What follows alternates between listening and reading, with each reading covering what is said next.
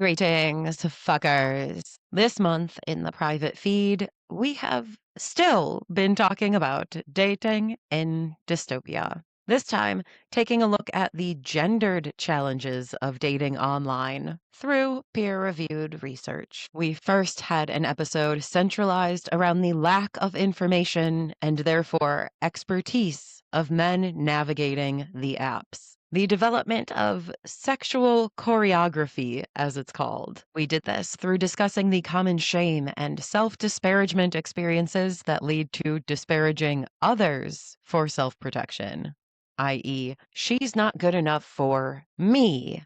I don't even care. Or having high appearance standards to write off as many women as possible as a defensive measure after experiencing the same. It turns out matching can be addictive and ego determining when apps are the major source of socializing, making every interaction or lack thereof highly impactful on emotions. Perhaps not the thing that most men are equipped to deal with. So we also talked about bouts of aggression that sometimes spring up after perceived rejection or, quote, awkwardness when they are then sitting alone in deep seas of uncomfortable feelings that no one has taught them how to handle. As in, lashing out at a match when a conversation or date doesn't go ideally, as a way to offload bad energies, as a way to make the threat go away. And we talked about how blocking fits into these self defense strategies as well. When you don't know what to say or how to proceed, when even thinking about the situation is punishing, then cutting off communication is one way to avoid more suffering and shame. At least it feels like it was your choice rather than another rejection. So, with all of this information, we aimed at finding compassion for the men who don't have the tools they need to date and do have human minds that turn against themselves, like the rest of us, resulting in maladaptive behaviors to cope and find comfort that often feel dangerous or creepy to the opposite gender. Then, in our second episode of the month, we spoke about sort of the complete opposite women's challenges on the apps in the form of the advice that is doled out to them about app dating by other women. Rather than having no progressive dating information like the men, perhaps this gender has too much. We dove into a research article on the capitalistic drives behind advice Instagrams and the resulting information that is spit out to maintain followers and ultimately sponsors. Finding again through the research that the advisement we've been receiving may not be helpful or based in reality or coherent over time, so much as it is selling attractive stories to overburdened and terrified women. For example, red flags. Do they have utility, or are they snappy flashes of information removed from context and the definition of covert abuse? Here's what I mean. If they are red flags in my dating history, are they red flags in the context of your patterns? Probably not, because they're based on my unhealed wounds being replayed in modern reality, not yours. And if it is covert abuse, then why are we expecting ourselves to be able to detect and avoid it? The whole point is that it builds and is personalized so we cannot see it clearly. Answer: because we also discussed the unfair over responsibility that has been placed on women's shoulders now that abuse information is so widely spread. Since maybe too much information is available, we now expect ourselves and others to be relationship masters, to make zero mistakes, to wind up in zero emotionally or physically risky situations, which has the boomerang effect of shutting women down from dating attempts when the pressure is too great and any negative experiences are seen as personal failures, aka dating isn't fun anymore now that we're all expected to be psychological profilers and online FBI agents. A problem for the ladies. Then we dipped out of the stereotypical heteronormative dating experience and covered two articles on transgendered and non binary app exchanges. Their prevailing problem, according to the research, perhaps being in the intersection of the lacking and overabundant misinformation on the internet, depending on how they identify and who they are attracted to. Will you be rejected because they don't know enough or because they think they know everything? Hard to say, but only 1 to 3% of cis hetero individuals state that they would be open to sexual or romantic relationships with the TNB crowd. And that is between both men and women, indicating that something is probably awry in our applications of supposedly woke epidemic information. Also, this research revealed that dating is not a more comforting and communal experience for transgendered individuals in the way that it often is for the L's and G's. Transgendered persons are still often having to swim in the ocean of the general population when swiping, therefore facing the same stigmatization and fetishization in their romantic attempts as when they're just walking down the street. Something that the Discord community has told me is quite terrifying these days. And apps are not usually built for their accurate gender expression either, forcing them to, quote, misrepresent themselves no matter what they do, and putting them at risk of running into bigots, being asked intrusive questions, having to educate others instead of getting to know them, instead of being seen as themselves, and all the while having to worry about safety when public outing is very possible and geolocation sharing is too precise for comfort. It was an eye-opening episode, just scratching the surface of the danger everywhere experience of the T and NB communities, who bump up against the propagandized and poorly educated with every step that they take, simply trying to be authentic to themselves. Luckily, in that episode, we ended on a high note about the positive relationship rewards after the risks that these brave and self-aware souls endure. A nice in-breath and a reminder that we could all learn to be more tenacious in our romantic quests. I prompted the community in this episode to please send in your experiences in any of the LGBTQ plus or hetero spaces so we can start opening up this conversation to more anecdotal experiences and wisdoms. And in between all of these shows, we had bonus episodes discussing more conversational and experiential reflections on the researched topics.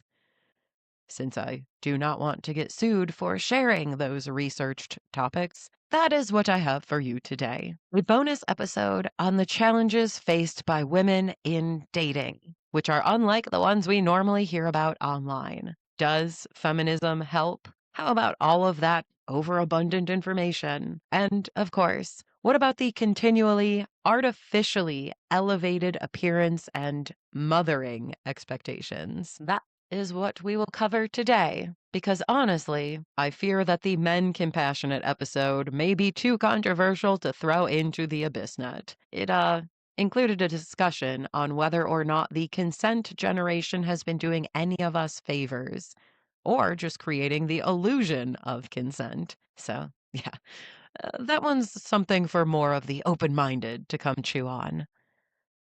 But for today, let us hop in, talking about the challenges faced by women when trying to find romance online. And I'll talk to you next month, unless I see you sooner in the research episode stream on patreon.com/traumatized motherfuckers, where we will be talking about the crossover between physical responses to historical trauma and the likelihood of future victimization. How do our walks, postures, and voices help predators pinpoint us? And how might this relate to troubles in dating when it comes to finding the wrong type or feeling like we are sought out by them? Join up, jump into the research with us, and come find out. Till then, stay safe out there, however you identify. Please enjoy this casual bonus episode. And cheers, y'all. Here it is. Ladies, you know what night it is. We wouldn't put out a bonus on boy compassion without another for ya girls. And you know the deal. Is our modern, tech-driven, psychoeducational, dystopian world helping or hurting when it comes to dating? And in what ways to which stereotypical demographics? Let's go. The first and maybe greatest problem, the expectation that we should be able to investigate and sniff out a predator. Yeah, I mean, we just talked about it. And I don't think that was sufficient for how large a problem this has become. Because we have the option to search and investigate people, we now all believe that we should be working for the FBI. Nothing should sneak under our noses undetected. We should know everything about everyone that we encounter before we even encounter them. And because we have information online and in therapy about common toxic traits, we're now supposed to be masters of this knowledge as well. Meanwhile, with the people we're trying to avoid, also learning what their indicators might be. So let's call it an educational arms race and realize that it's gone beyond punch, punch, bang, bang, nuclear aggression. Societally, we've gone from abuse means physical violence. If you're not getting hit, what are you even complaining about? To abuse comes in all forms, most of them undetectable to be most effective in their ability to control and confuse. And yet, we're still expected to somehow bypass this fact. The nature of emotional, mental, financial, and other forms of abuse, which is masked, built into the relationship over time, and purposely impossible to look at directly. Somehow, despite learning that, we're still supposed to read into the depths of people's emotional issues, to notice what dark shadows might be lurking that we cannot see, to take action immediately and confidently once they are detected. Again, with all of that generally being impossible. So that dating has become a continual test of our learning and desire for a better life, with very low emotional returns, high suspicion, paranoia, and stress, mental battles about what is and is not correct, and many tests of one's willpower. For not, because in most cases, we will still fail to identify what's happening beneath the strategic, carefully crafted, surface level presentation. Because in most cases, we are not trained psychotherapists. So that after all of our efforts to notice and name what we're observing in a potential dating partner, if they are any good at it at all, we will still lose. We still end up in the relationship that we're trying to avoid with great strain. This has the effect of shutting a bitch down when the stress of avoiding the dangers starts to feel like a danger itself, in great part because of the self-scrutiny and self-abuse that comes in the wake of accidentally bumping up against abuse from others when, quote, we should know better. It's an open door to self-harassment and scorn. So, with that threat on our minds, knowing we'll have to live with ourself in the wake of a potentially negative relationship experience, why bother? Dating is not fun anymore. It's framed like a game of cat and mouse, and it feels similarly survival challenging, very stark, cold, overly responsible, critical onto ourselves, the ladies, because there's now such judgment on modern, empowered women if they dare to let their hearts make a mistake. Or there's two judgments, at least. Number one, they shouldn't need a man. Number two, they are idiots if they let the wrong one in. So, firstly, somehow in this modern age, we're supposed to have less needs than ever before. Nah, we don't need love, companionship, mutuality, intimate relationship, because we can earn our own paychecks. So, I guess that means we're no longer biological humans with the same brain necessities as the past 40,000 years of evolution. We are weak if we feel like we would like relationship. Number two, if we do let our needs inspire us to connect with someone, we then have the sole responsibility of making sure that person is a good one. Or else we are the assholes for putting ourselves in a compromised position when we should have known better.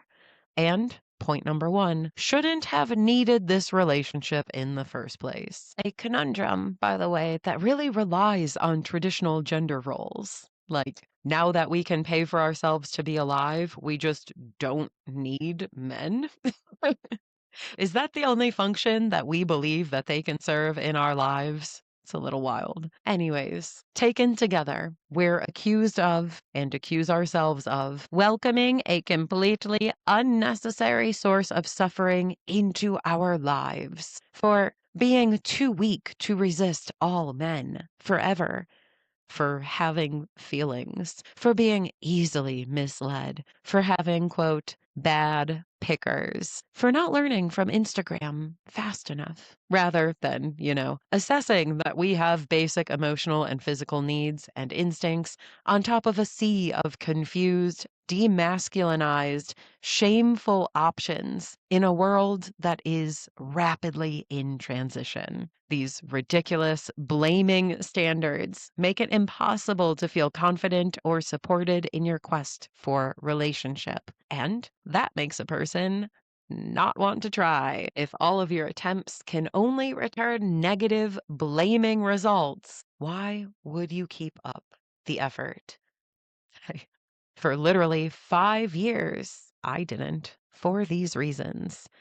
I know too much to bite into another shit sandwich, and I will not be humiliated by doing it again. And yet, applying all the information that one may have accrued leads generally to disappointment and discouragement because there are no healthy appearing options possible, or because I'm expecting too much from myself using flawed information and expecting some degree of perfection in whatever result is obtained. Altogether, three factors that are now holding me back from giving anything a try, more likely than the other option.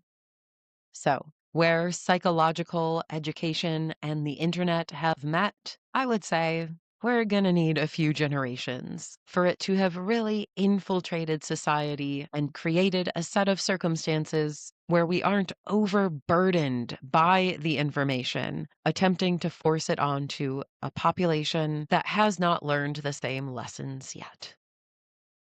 Next problem women are facing. You're going to have to teach me if you want to date me.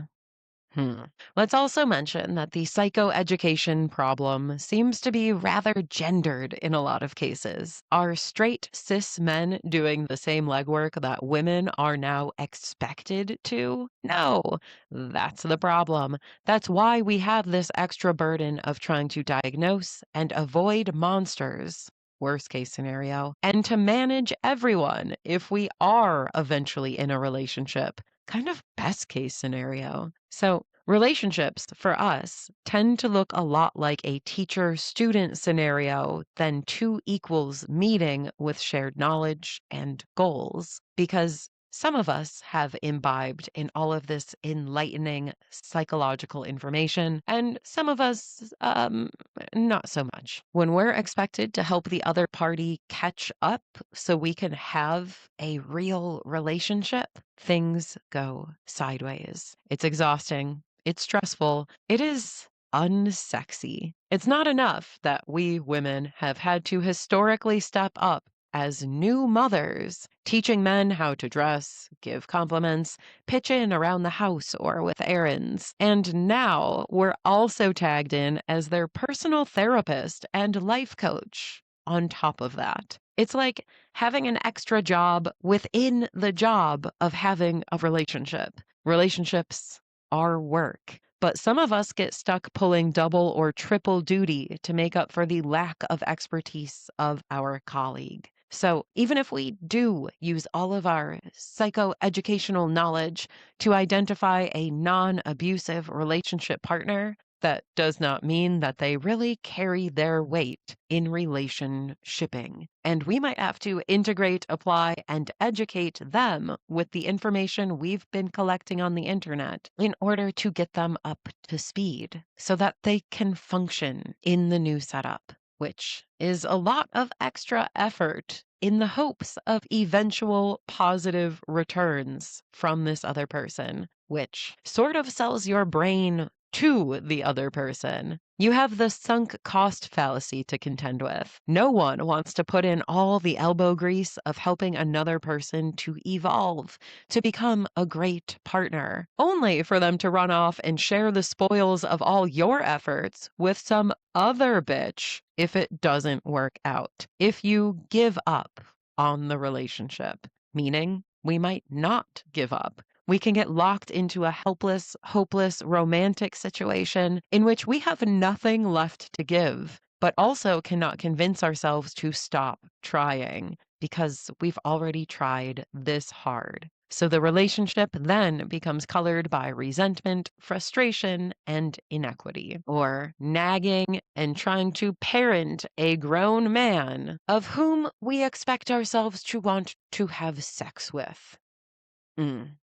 It doesn't quite work out. And ironically, at that point, for all of the psychological knowledge and avoidance of abusers that one may have successfully navigated to get into this relationship, abuse is quite likely to pop up in that relationship anyways, as the four horsemen come galloping through.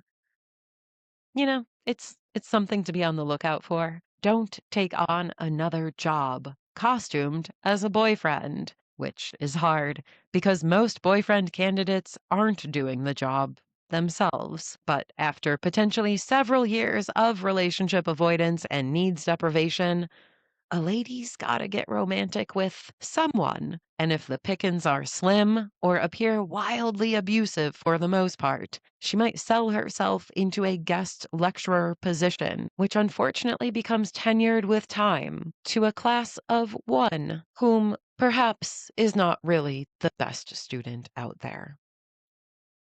And speaking of time, let's say that recent ones haven't been particularly kind to us women. Next point. Appearance pressures, anti-aging, IG face, and grande anorexia. Okay, let's discuss it. Appearance standards have gone fucking crazy, or the potential for self comparison, which raises appearance standards to insane heights, has gotten absolutely fucking crazy. There's a look that swept the internet years ago. The Botox, filler, tattooed eyebrows, lash extension, alien face, big booty, A4 paper waist vibe. The impossible to live up to unless it is literally your job trend. And then add in all the photo filters so it seems ubiquitous that everyone is achieving this degree of perfection as they work a simple desk job, while it is not. Are men falling for these carefully curated, sometimes computer generated appearance standards? Do they think that this is what normal women look like nowadays? Is that what they're expecting of us? Uh, it kind of doesn't matter because many of us are expecting it from ourselves, which again contributes to withdrawing from the dating game entirely when one judges themselves as missing the mark or being unable to keep up with the Kardashians, or at the very least, creates a much more stressful and self-harassing dating experience with their appearance expectations. If you are determined to have appearance perfection, you might plan all your dates around the efforts that it takes to nip, tuck, cinch, and suck in all the problems. You might feel very limited in finding a day that works. You might find that life is an oppositional force to dating because the responsibilities and stresses of keeping yourself afloat break or prohibit appearance perfection behaviors, so that dating feels impossible unless you're doing it on vacation, unless you can quit life to make yourself into the statue that you're dreaming of, so that you can find the relationship that you're also envisioning. For instance, emotional and stress eating, a problem that I have when life is hard, a reaction that I have being overworked, over responsible, and generally living in a world that is falling apart around me. It makes me get a little belly.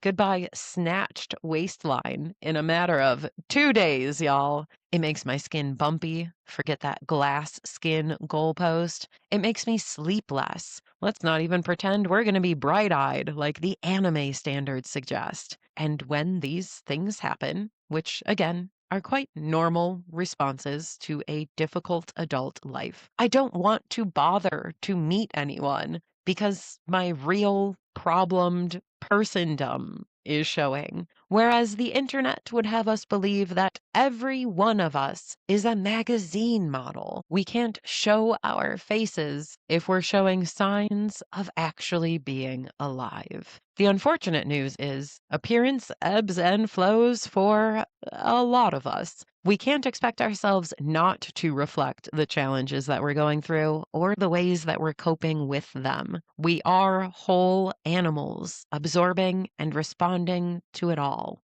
But we do expect those things anyways, because the internet, our number one source of peers, convinces us that it's normal, appropriate, and correct to be impervious to the challenges of life or to have a perfect 10 out of 10 face and body, regardless of what we're enduring. And if we don't, we're convinced that others are judging us this way. So even if we don't think that we're looking terrible or it's inexcusable, we'll only ever be disappointed with our less than offerings as they're reflected back to us from other people. With all of that shaming in mind, why bother trying? And if we do bother trying, we might feel unworthy through every step of it. We might be paranoid that our partner could do better or wants to do better. We might mistakenly take unsuccessful dates or relationship endings as indicators of our physical shortcomings. We might decide to go get pumped full of cosmetic juices before we feel like we are capable of dating, the process and cost of which are date-making deterrents and dating pool limiters. So, as a lady who is, admittedly, sane and concerned about feeling attractive to my partner, let me say, you are not the only one. If you've been convinced that something societally happened around 2015 that made everyone a supermodel except for yourself, or that at least the standards of appearance suddenly skyrocketed without warning, and being a regular human is no longer good enough. And you're also not alone if this has impacted your self-confidence in finding the right partner, in being good enough for a high-quality one. But you may have also noticed this next point, whittling down the options for who that other person possibly could be.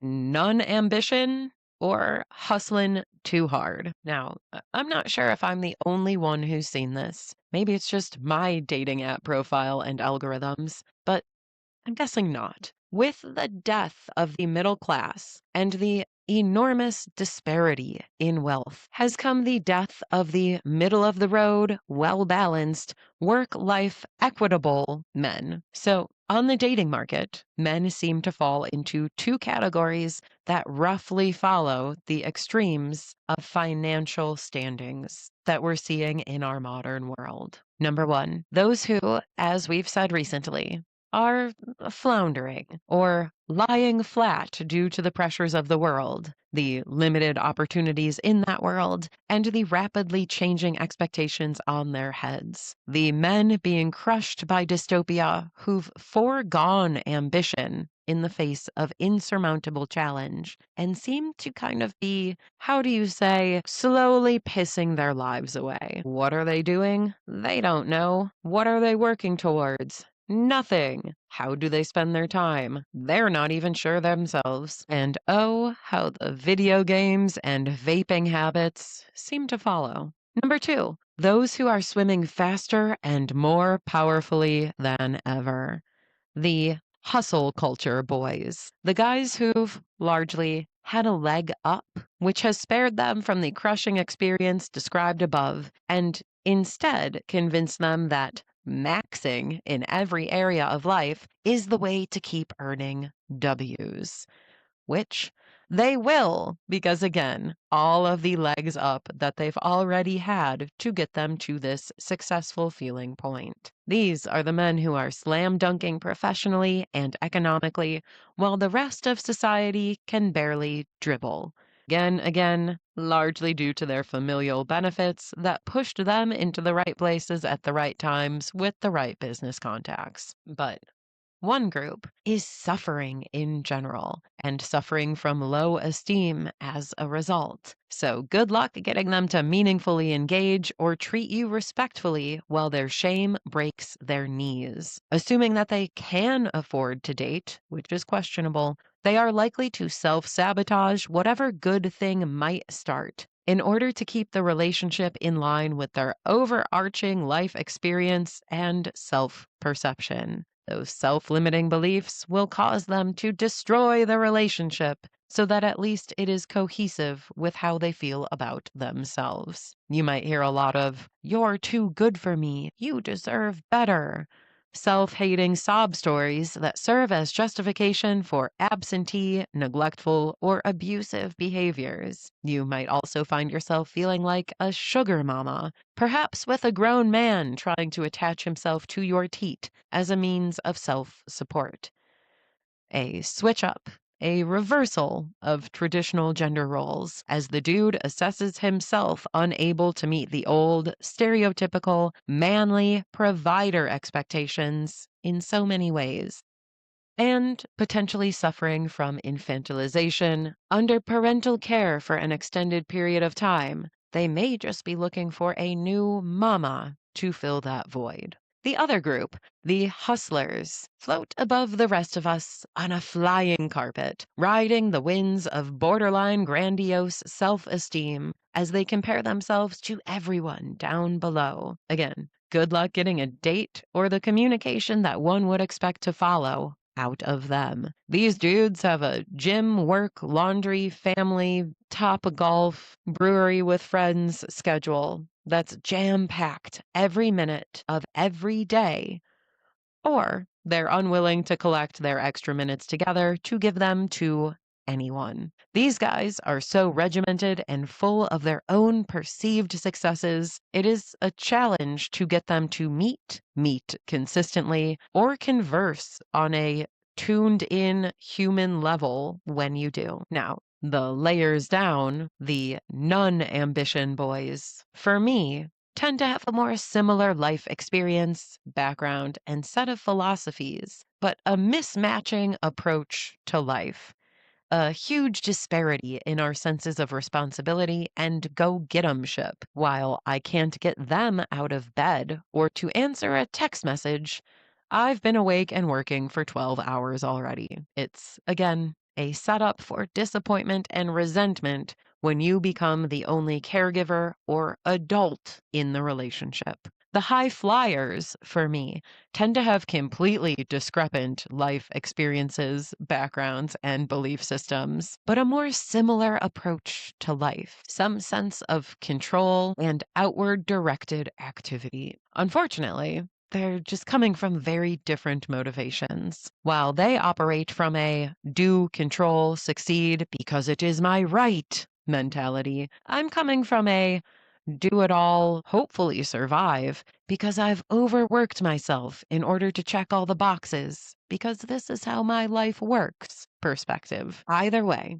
the problem is we're not seeing eye to eye, we're not approaching life in the same way or with the same drives. And it's therefore like we're living in two different worlds or on two different planets, falling into the chasm between extreme under and overdoers, I would say, is another current challenge for women who are trying to date in this extreme economy and societal situation. Balance rarely exists. Most people have fallen into radicalized oppositional extremes, which make dating and relating difficult, if not impossible. And finally, our last point. Feminism. For whom? Okay, we've also touched on this in our last full episode. Feminism has taken many forms in the last, 50 or 60 years? Some of them popularized and utilized by the internet for content creation, some of them common to the cultural experience implicitly.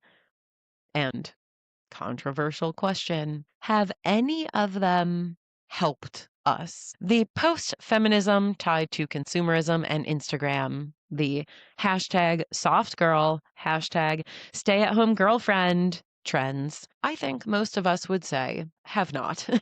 They've been returns to womanly helplessness and underselling ourselves, in my opinion. In many ways, taking advantage of men not feeling as though they're allowed to be stereotypical men by saying, okay, you want to feel like a real guy's guy? Man up for me by paying all the bills. Does that make you feel stronger?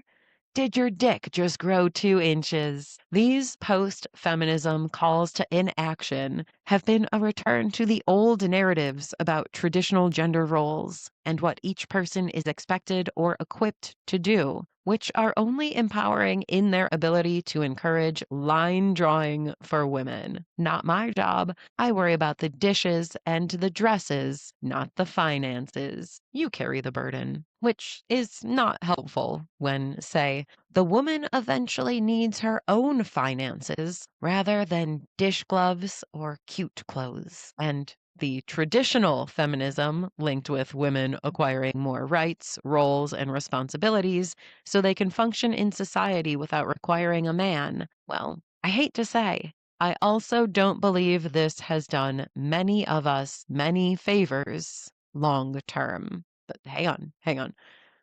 Yeah, of course.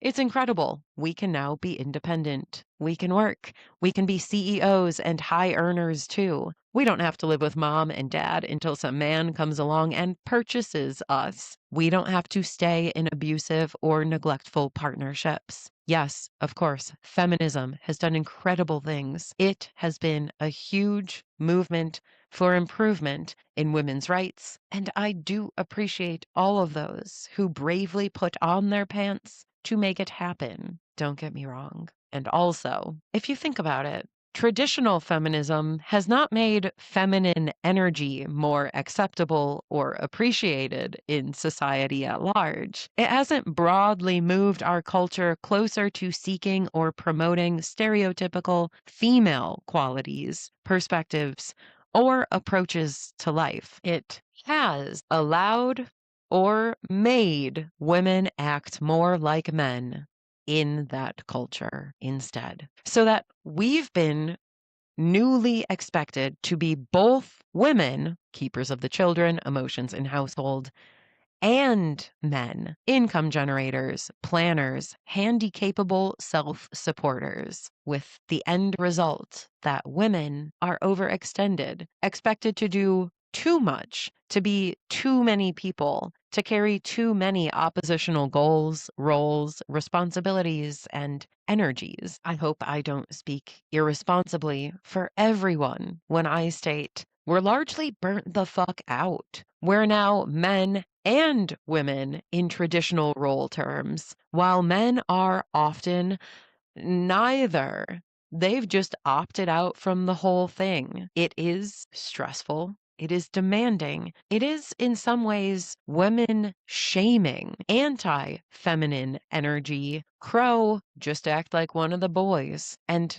I don't think that the outcome is empowering for either party. In our modern era of allowing women to do anything, let's also consider how they're being instructed that they must do everything. And the female counterpart, stereotypically men, are reiterating that is the case through their actions of generally shrinking away from responsibilities that are now anticipated to be cared for from the ladies, so that the ladies have no choice but to step up to so many plates, as everyone around them looks on and agrees once more that they should, because they are now allowed to. And why wouldn't they take advantage of that? So, has feminism helped? In some ways, absolutely. Has it hurt. In some ways, also, absolutely. And the internet hasn't quite figured out what the correct balance needs to be or how to provide instruction to achieve it between the masculine and feminine in each of us so that the toxic forms have persisted and propagated, just in much prettier fonts and color combos than ever before. And that makes it about time for us to wrap. So, in conclusion, the internet has spread plenty of self improvement information, including knowledge about dating better and safer. However, the information has landed on the heads of women, suggesting or insisting that we should be able to use it to spare ourselves from all forms of heartbreak or danger, which is impossible, is not our job, is fundamentally flawed based on the nature of covert abuse remaining hidden, and is antithetical to romance. If we're always on the lookout, expecting the worst, when does the falling in love happen? And when we inevitably have a relationship challenge, when does the self-flagellation for that challenge occurring stop? For some of us, the answer might be never, at which point we may give up on the whole idea of dating and settle into spinsterdom with an empowered attitude that hides our deep longing for emotional needs satiation underneath. Second point. Or we might reject a life spent alone and take on the extra responsibility of becoming mental health and relationship counselors to our potential romantic associates in the effort to get them up to speed as viable partners, which, unfortunately, tends to be slow and forever ongoing work. We women, stereotypically speaking, get educated on wellness and love issues on the net. We know what we want and what isn't considered healthy anymore. And we then have the job of trying to impart all of that knowledge and behavioral skill should we find a guy who is not ringing abuse bells. It creates an imbalanced, unsexy, frustrating dynamic in many cases, and generally detracts from the parts of an adult romantic relationship that one is searching for, like fun and respite from the pressures of life and mutuality in what both people provide to each other. We might also give up due to another form of social and personal judgment, comparing physical appearance to what we are shown everywhere. MAGA Botox and filler, Ozempic waistlines, Kardashian BBLs and filters, grande anorexia.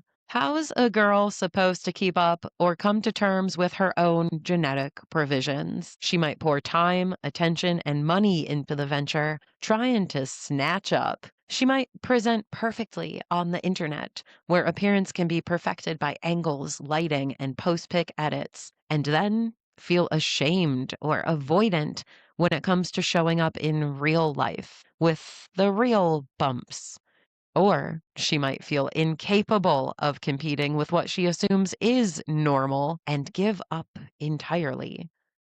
Too much stress, too much pressure, too many insecurities, no chance of being as perfect as the new cultural web-based standards insist. A problem that is certainly split down income lines as well, bringing us to the fourth point. Largely because of the wealth, profession, and lifestyle disparity that now dominates our world, we also have few well-balanced men to choose from. In my experience, a good portion have forfeited against the forces of unstopping challenges in life, given up on trying to make something of themselves, and laid down into video games, smoking, and generally acting more like children than self-sufficient adults. These men do not have the means or esteems to be compatible dating matches for adult women. The other large portion of dudes come from money and or privilege and have a hustle culture mindset because their actions actually pay off because they've been set on the success track. Everything they do is #blessed, thanks in large part to the higher ground that they started from. They, therefore, take advantage of it They have busy, regimented, outward, success driven lifestyles that are difficult to break into or become an important part of, if you would possibly want to, because they also often have ego issues. They're self centered to a fault and have cute little god complexes from the illusions of always winning, leaving a hoe with no viable matches for dates or promising relational partners for the long term when these are the two prevailing options. And lastly, we've been subjected to several forms of feminism that questionably assist women in a holistic way. Have feminists secured rights for us that we need, benefit from, and should defend with our lives? Yeah. Thank God for the suffragettes and every other pro woman activist or supporter who has moved the needle for us. And also, has feminism made the feminine more accepted or appreciated in society, broadly speaking? Absolutely not. It has allowed women to act more like men, which has become more of a requirement than a privilege, leaving women over responsible and stretched too thin, instructed to be both, stereotypically speaking, men and women, while men seemingly don't fulfill the roles of men or women any longer, broadly speaking. We just need to be everything for everyone, starting with ourselves and including every other person we know, so that being in partnership is just as much work as being alone, or far more. And see all above discussions. We might as well just be alone at that point. To be in relationship is like running a household alone, taking on children in the form of grown-ups, while we tend to the economic and emotional needs for a crowd. It's a losing situation. Women have always faced enormous personal and societal challenges in dating. And these days, despite all the girl empowered posts on Instagram, we might actually come up against more obstacles in dating and romance than ever, because we seem to be exposed to more obstacles in living and self actualizing alone than ever. And then we're expected to make up for all the new and old shortcomings of men, since we're autonomously empowered to do it on top of it all, which deserves, for each of us and collectively, a round of compassion. So, be kind to yourself, acknowledge all that you face, take as much off your shoulders as possible, and good luck out there as you continue femininely, in the purest and wisest sense of the word, dating in dystopia. And I'll talk to you soon. Bye-bye.